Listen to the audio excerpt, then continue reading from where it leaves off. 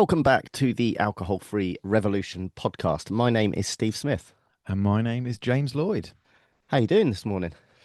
Yeah, pretty good. Pretty good. Should we Enjoying the get the sunshine? obligatory weather chat done at the beginning? Yeah, let's get the weather chat Just done. lose all the Currently, listeners in the first 5 minutes. okay, well, let's do it then. So, currently, blue skies already topping out around 22 degrees with a light southeasterly breeze. And yeah, more of which to come. There you go. How's that? Unseasonably warm for the last week. Unseasonably warm. My God, it's been lovely. Yeah, It's been it's awesome. been. I think it's a bit too hot to call it lovely. Personally, it's beyond. 75 for me. It's lovely. I tend to. So here's the other thing, right? I always get loads of shit for this. In the summer, I kind of go by Fahrenheit, and in the winter, I go by Celsius. So it's either That zero is a bit weird. degrees or 100 degrees. You know what I mean? So I'm working in. So it's 91 today. Which what's that in your money? 35, something like In my money or in 85% of our listeners' money. Not everybody's money, and I want to make sure we are including all our international listeners. But for the actually, no, that's very untrue because we are in all corners of the globe. But in my money, I that. have no idea what 91 is. I would say my optimum temperature. I like it hot. I don't mind. I'm all right with it kind of. Sound like it hot. Yeah, I'm kind of all right with it around 30 degrees. It doesn't really bother me, but it drives everybody else, my family, nuts. I think. I mean, pleasantly, 25 is nice, isn't it? Right, somewhere around that. I like Mm. I like the balmy evenings. So when we get the hot days, it's the balmy evenings. Yeah, We're I know what still you on mean. weather chat. We are still with the chat. And we're a couple of minutes in. So Yeah, there talking you go. about balmy, I know you did something a bit balmy at the weekend. Balmy. So what's Balmy. not balmy for you, but balmy for probably me and half the other listeners. What have you been up to, mate? Yeah, so I had a big event on Saturday this week. I did an event called the Fox Ultra, which is a stunning 62k ultra marathon in the south of England. Starts off in a village called Godalming, and it goes out and it follows the Fox Way, which kind of does a massive loop of Guildford. Now, when I say a loop of Guildford, that doesn't sound very nice, but actually, the South Downs and the Fox Way running out, sorry, the North Downs and the Fox Way running out round that way. Absolutely stunning, beautiful run, but my God, it was hot. But yeah, and I actually won my age category, which I'm really chuffed about. I went into it not expecting to do particularly Well, well, and 60 I was a plus. 60 plus, small age category. Cheeky bastard. No, Octogenarians. octogenarians. There was only two other people behind me in with Zimmer And they frames died. that were They died on the route. died on the route. Oh, gee. No, I was the first of You the only one to survive it. I was the first V50, as they call it. Veteran is what V stands for, just in case you're What World War II veterans? exactly. So, first in in a cheeky time of 6 hours and 42 minutes, which I was really chuffed Six about. So, days and 42 six, minutes. you're not going to stop. And I tell you what, you can take the piss as much as you Uh, like, but if you carry on, I'm going to drag your ass around oh 62k my and see how God. you get on. I could not begin to imagine it. I did It, 5K this morning in 90-degree weather and I'm sweating now. yeah, So it how you was. did 62K is beyond me. It was so hot. I was doing over a liter of water an hour, literally just guzzling down water and yeah, and buckets of ice water over my head at every aid station. But it was great. The first half was kind of under tree cover, but then it got really exposed, and that was really tough. But yeah, it was great. It was really good. And they had an ice cold can of athletic brew at the That finish line for everybody. that was brilliant. I mean, saw your pictures on I was Instagram. so That chuffed with that. completely, yeah, you really did. I, You seem like more excited about that than you did the fact that you just I'm, run 62K. I mean, to be honest with you, probably I should have let it, as delicious as it was. I probably should have waited about an hour because I had hiccups for for about six hours afterwards. I put my body through that and then I drank a fizzy drink, which wasn't good. But yeah, ice cold out of a bucket, ice cold. I actually hunted down the race director. So shout out to Run Through Trails because that was really a really nice touch and see more of that, please. Alcohol-free beer at the finish line. Get it a lot in triathlon. Don't get it so much at ultra marathons. So yeah, really great. And it was an amazing day out. And now I only have just under 3 weeks until Slate Man in Snowdon, which is going to be a whole different ball game entirely. So So what's yeah, that about then? that's it's an ultra distance Ironman. So it's a 2.5 mile swim or 2.4 mile swim, 112 mile bike, and then well, depending on how quickly I can get it done, there's a 50k run at the end as well. So it's good, Just and just it's for in fun. Snowdon, so it's going to be Just up a ever so mountain. slightly bumpy. Uh, so yeah, looking forward to it in a kind of sick kind of way. I was But going to say, yeah, it sounds yeah, like it's gonna be fun. torture. It's gonna be fun.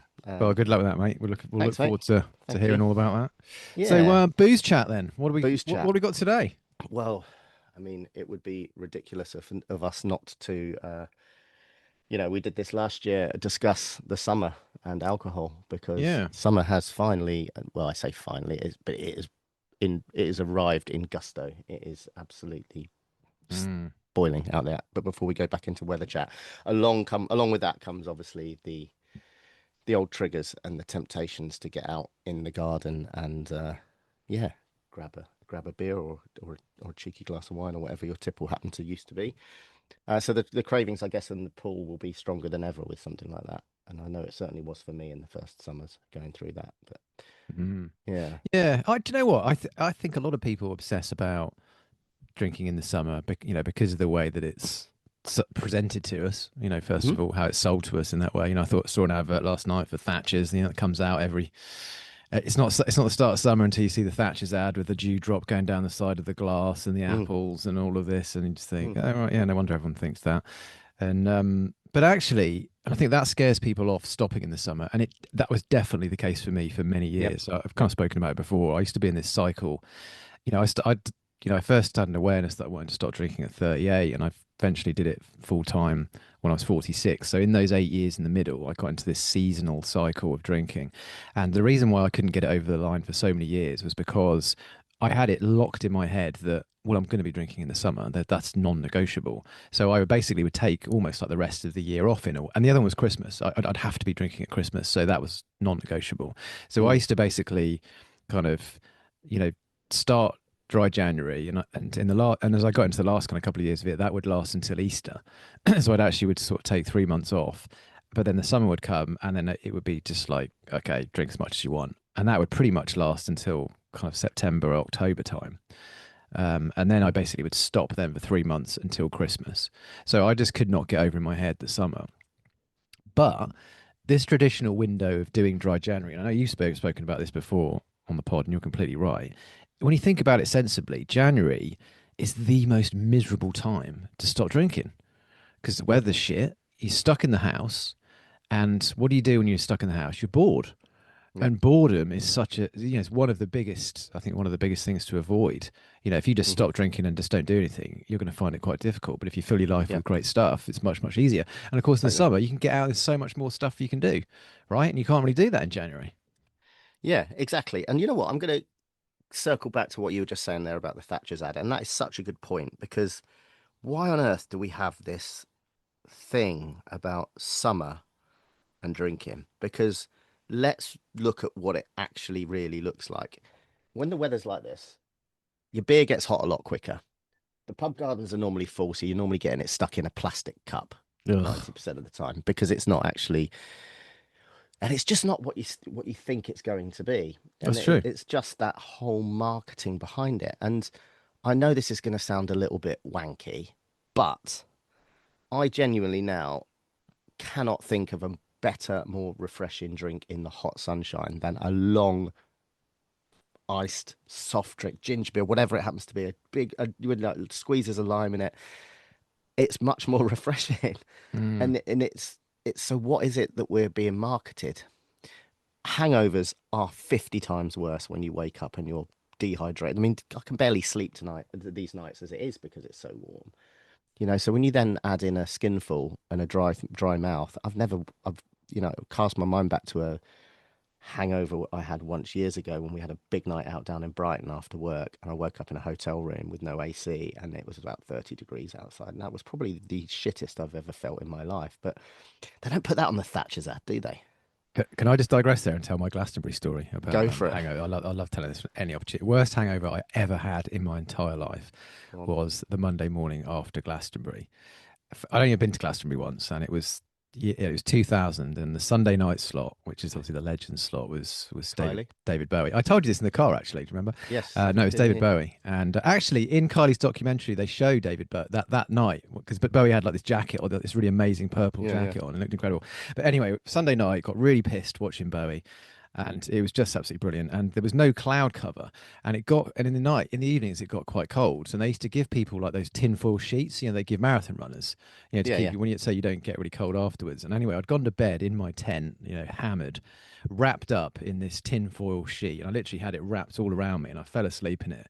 And the next thing, I woke up at 11 o'clock in the morning with the sun beating down on my tent, and I was still cocooned in this tinfoil sheet. So literally, I was like a jacket potato. And Oh I my honestly, God. I'd sweated out every single drop of moisture in my Oh entire my God. body.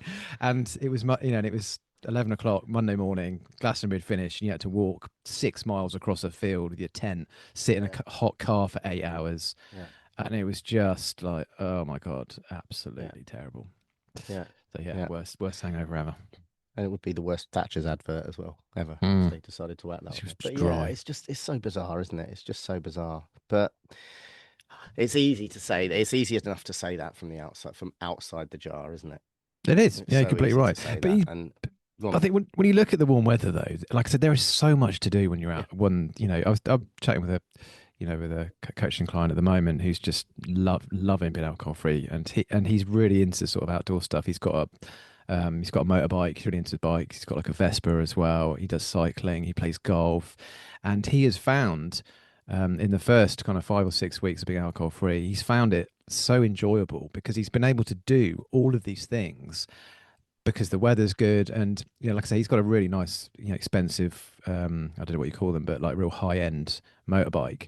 And he said half the time, he said he loves going out on his bike, but half the time when he was drinking, he was afraid to do it because he'd be a bit hungover. And Mm. you got to have your wits about you when you're on a high power bike. And he never got to do it. And he'd always be sort of, you know. Saying no to golf because he was hungover and stuff. And he said, like, all these things that give me so much joy, I can actually do them now. Yeah. And Yeah. that switch, and because it's the summer as well, you can get out and do those things, and it's just really sort of giving him so much fuel and so much Yeah. joy of not drinking, and Yeah.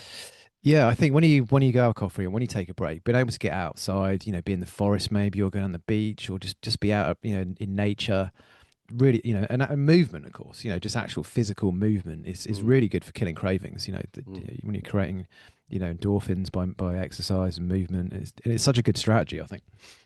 Yeah. Yeah. No, exactly. And I mean, it does. I still feel the same way in the winter, but there's something I think. Well, I don't think I know. The greatest gift I find now is early mornings. Oh yeah. And it helps obviously having a dog. And when the weather's this hot, I have to walk the dog super early because it's too bloody hot for them. But like 6 o'clock in the morning, there's no bugger around, and you're out walking the dog, Recording Instagram videos.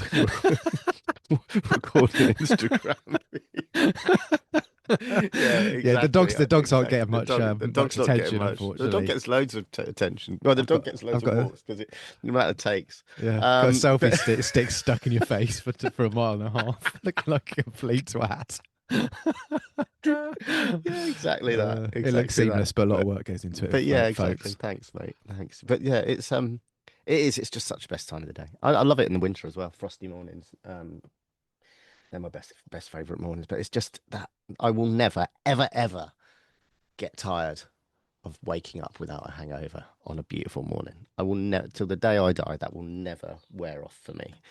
And if I stack up those mornings versus the mornings I used to have, it's just why would you ever do it? Why? Mm.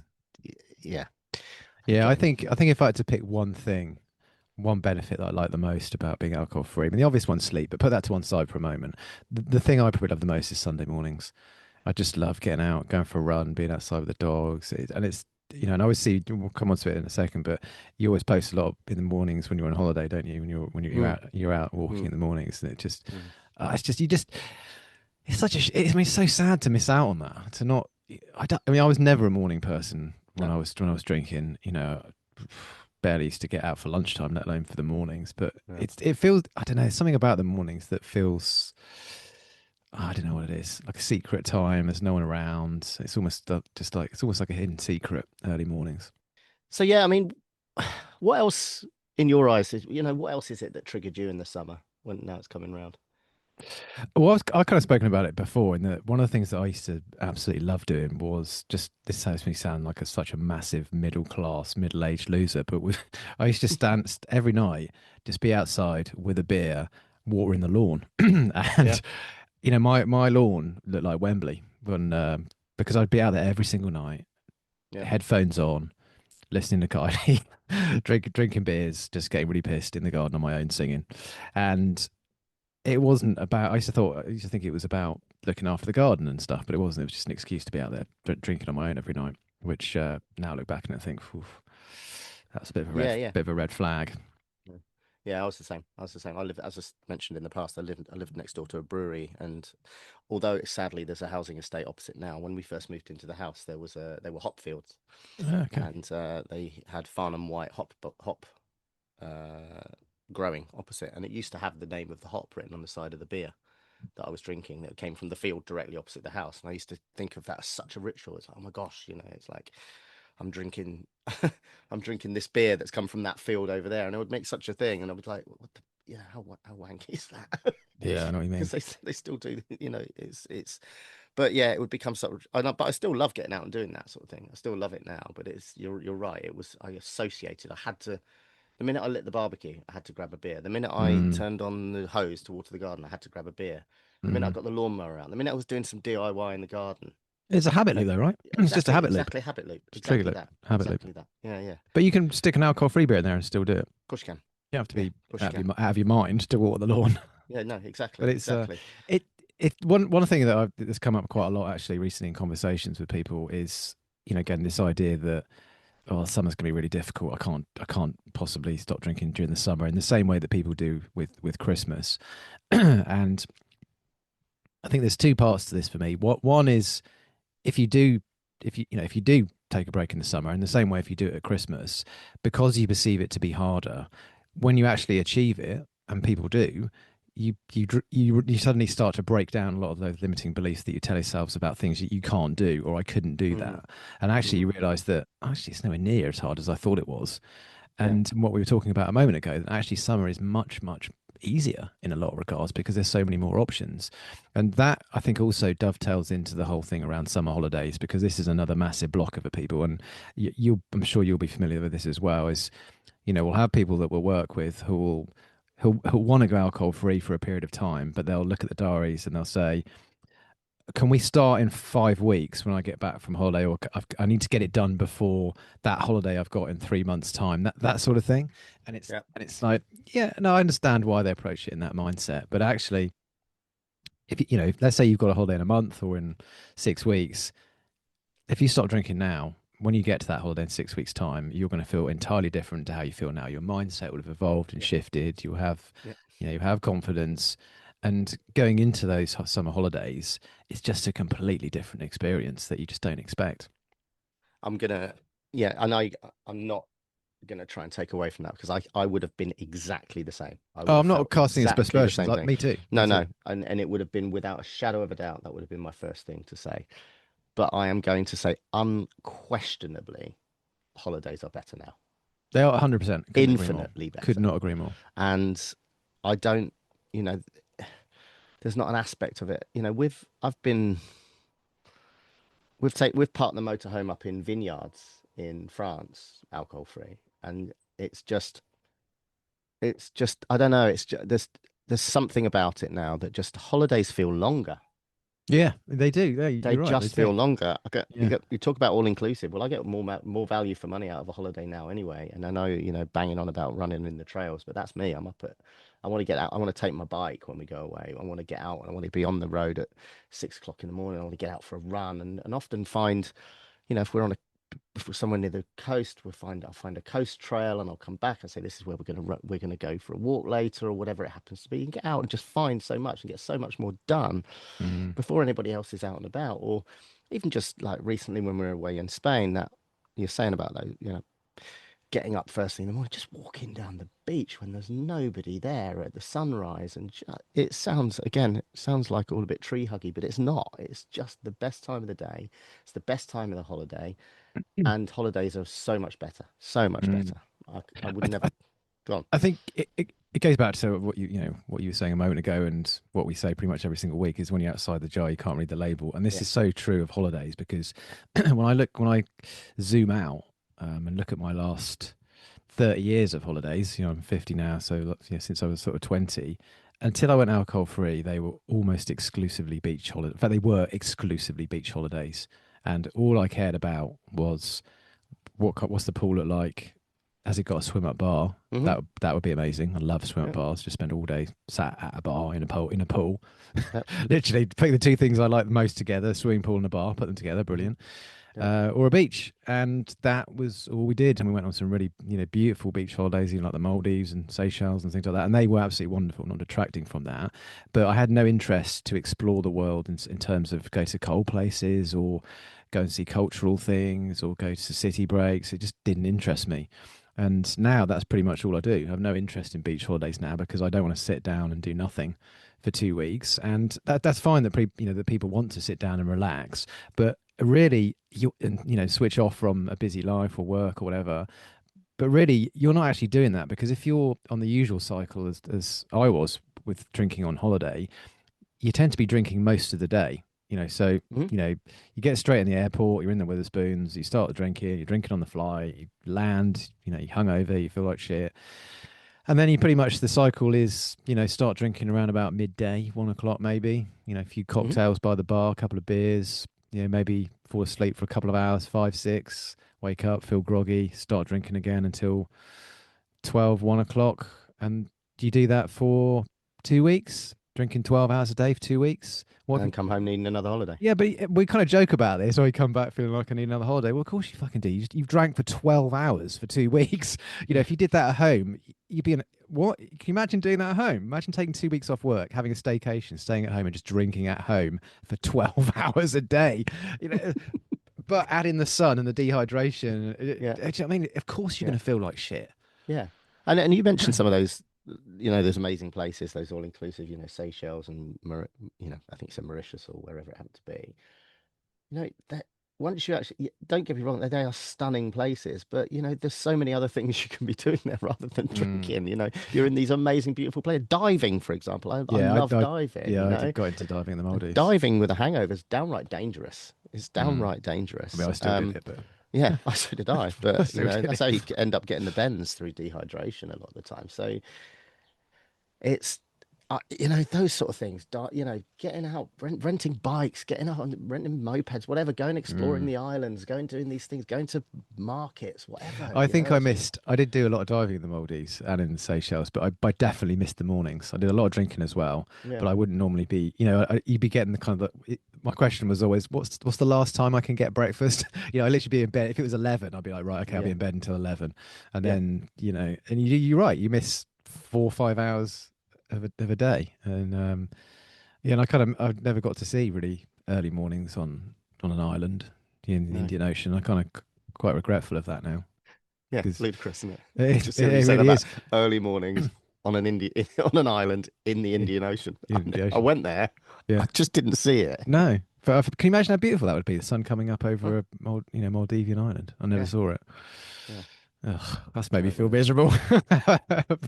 But it's but this is the thing as well. And we spoke about this when we were up in Manchester. I don't know how I made a segue from the Maldives to Manchester, but We've gone from an yeah, all-inclusive yeah, in the that's Maldives to the to yeah. the to the Holiday Inn in Yeah, Manchester. there's your title for this pod, the holiday special from Maldives to Manchester. But Got when it. we were up in Manchester recently for the work event, we were talking about how as soon as you go into a hotel or an airport, you immediately think, "Oh, I'm gonna get a beer." Yeah, Even now, like 5 years into being alcohol free, I still have that thought. It goes straight into my head, which is really weird. And it's the same with going on holiday because if you've done that for 20 years, go to the airport, have a beer, go into the hotel, have a beer.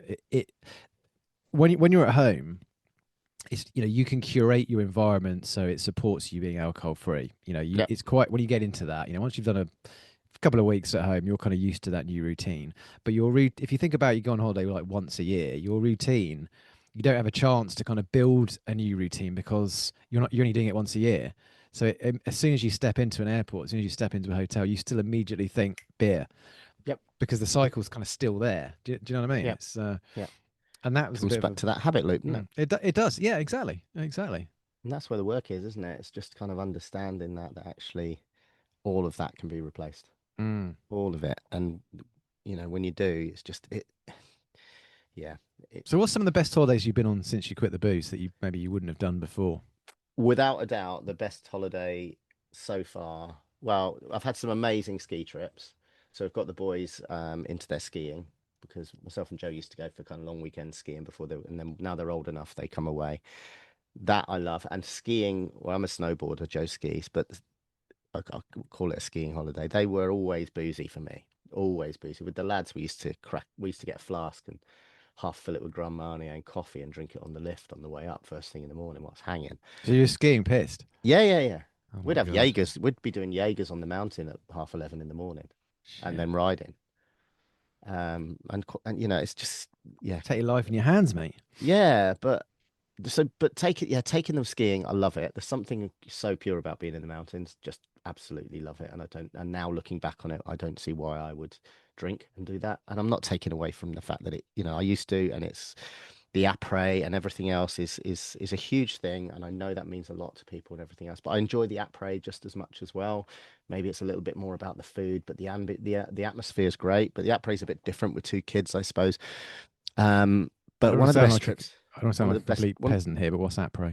après ski, so going out drinking afterwards. Oh, The okay. the the after party scene after the skiing. Um, but for me, one of the most glorious holidays we did was Easter last year. We took the motorhome as a family and went up and drove around the North Coast 500 in Scotland. We took 2 weeks. We drove from home all the way up, briefly saw my auntie and cousins in Edinburgh, and then we drove the whole North Coast 500. And it is just the most stunning place I've ever been. I have Scottish roots. My parents were both from Scotland, but to kind of drive, we did the whole all the way around. And anybody who's have you ever been to that Where? part of To Scotland, to Scotland? the north tip of Scotland? No, I've been to like Mull and places like that, but Right. Okay. I've Yeah. not Well, been I mean, you've seen in some a beautiful Hebrides. parts. Yeah. Okay. So you've seen some beautiful parts, but I mean, you talk about the Seychelles. There are beaches up on the north tip of Scotland that that look like, don't feel like, but look like the Mm, Seychelles with not a soul on them. The most stunning scenery and just the runs, just it was just the most magical holiday. mm, Um, and I just that exploring part of it now for me is just so much more. And I was the same. I'd be just like, oh, I'm going away for 2 weeks to Mallorca. And I love the place we used to go in Mallorca and I still love to go back, but now I'd be far more likely to get on the bike and go and ride to Sakalobra or Do you know what's something like amazing that. as well? Is you're setting your kids up for this as well. You're showing your kids That's from the it. outset what real adventuring is and what And they love it. And discovering the world's about. yeah, and Joe is super adventurous. Joe will always claim to be the more Keep it to yourself. adventurous of the well, she would be claimed to be the more adventurous of the two of us. And to be honest, absolutely right. Even with what I do, even with my running, when I first met Joe, she was I would just run roads. I was a road marathons, get out, run on the road, run on the road. She'd be like, "No, what are you doing? Get out on the trails." So that's kind of sparked that in me. And now that I've stepped away from drinking, that's my true love. But yeah, I do believe that the boys see that. My son, my youngest, Tom, his running is insane. My eldest, Jack, his mountain biking is coming on really, really well. They love that outdoors. But I've got a 9-year-old son. He's running 21-minute park runs. It's just And so why do you think that is? Because he's following you. they're He's doing watching what that. Daddy does. Yeah, Doing they're what Daddy watching does. that. And I do think that there's that aspect of what were they seeing in the earlier years? They were just seeing dad sitting by the pool with a beer, Yeah, that's what I saw. and yeah, exactly. Mm, So yeah, I just, sometimes, don't get me wrong, sometimes you want to just, you have to make that bit more effort. But at the same time, I feel just that I have so much more time for my kids on holiday. I'll be so much more, before I'd have been like, oh, I don't want to build a bloody sandcastle. I want to sit and drink my beer. And that mm. chills me to think that now. But now, yeah, of course I will. go and jump in the waves with them for a couple of hours to teach them how to surf, even though I don't know how to surf myself, you Mm. know. But all those things as a family are huge. They are huge because I'm not, don't interrupt this, but I'm 53, but I still remember my holidays as a kid were all about the parents drinking. That's what they used to do. Yes. I Yeah, my couldn't dad tell too. you anything really massively that we did on holiday when we were kids or that the parents did that wasn't drinking. We had a great time. We used to go off and do our own thing all day long, but all day they would be sat on a jetty out into the river in a hotel bar drinking all day long. That's Not exactly the same for that, me. Not yeah, not quite that, but I've spoken about it many times before about not, it's but it's, not fighting, not causing trouble, no, not no, being no. idiots, just and enjoying their holiday. And Well, I'm not this taking away from that, but that's my memory. That is my memory of holidays. Joe's memory of holidays. Joe's parents worked for BA, so she travelled a lot. Her memories of holidays are being taken to Africa and camping with elephants around them, and it's just her memory of that is so different. Could be why why Joe's relationship with alcohol is totally different. It's mm, yeah, it's I want them to remember this part, not I the think part before. I think a couple of things I want to pick up on there. One was first of all when you sort of talk about playing in the in the water with your kids and building sandcastles and all that. The fact that you don't drink anymore, you've now got all the energy to do that as well. It's Yeah, not just about wanting to do it and being present, in your mind, but it's having the energy and the drive to do that. And if you're yeah, if you're on holiday for 10 days with your kids and you're drinking 12 hours a day, you ain't got no energy, mate. no, You know, no, you're nursing that hangover the entire time. and they You're wind you feeling up, like shit. and you're They wind you snappy. up. Yeah, Yeah, you've got a bad mood. You're irritable. You're not yeah, enjoying what you've probably spent several £1,000s trying to book to yeah, do. When you look at it sensibly, it just doesn't make any sense. But yeah, the other thing I want to go back to, what you're talking about there, your parents, drinking on holiday on a jetty or whatever, they weren't doing any harm and that kind of thing. That's that was the same for my parents. But what I saw from that situation was my parents having great fun. And my parents were having great fun drinking. And whenever my parents were having fun, there was alcohol around. So what I was seeing was that alcohol makes things more fun, makes events more fun. And that was the subconscious thing that I was learning. So my parents weren't alcoholics. But drinking was quite an important. They went out a lot. They were very social. Went to the pub a lot, hmm drinking on holiday. A lot of parties, that sort of thing. And alcohol was always the main event at all of those things. And I saw my parents, kind of going a bit crazy. And it's really weird actually. My mum passed away 4.5 years ago, and I was back at my mm, dad's place just before the funeral, and my dad dug out a load of old photos that I hadn't seen probably in about 30 years that were just taken at some parties that they'd had at home with all their mates. My parents would have been around about 40, and I think I had seen these photos before, but again, not since I was a kid. And I looked at them now, and I was looking at these pictures of my parents at all these parties, and they were just hammered. They were yeah, absolutely hammered, and I could hmm see now I could see it very clearly. Whereas at the time, it was just my parents having fun, yeah, yeah, a bit of hijinks with their friends. But now I looked at it and I thought they are shit faced at all of these yeah, parties. yeah, And I, as a kid, was just observing that, seeing yeah, them having fun, yeah, and that's where I kind of built the belief over many years that if you anything is more fun if you add alcohol to it, and yeah. that was my fundamental belief about alcohol that I observed from my parents.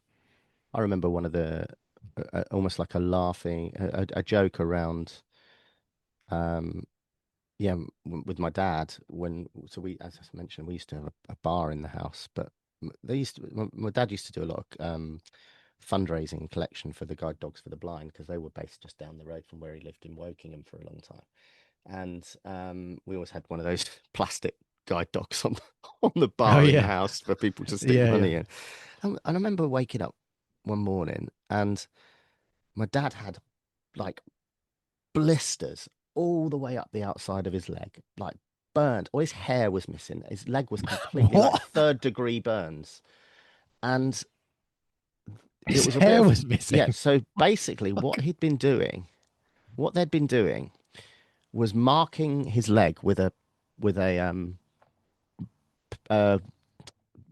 marker, a permanent marker, Yeah. £5, £10, £20, £30, £50, all the way up to his middle of his thigh, basically, and pouring Zambuca on his leg at night and setting fire to it to see how far he could let the flame go to put money in the guide dog.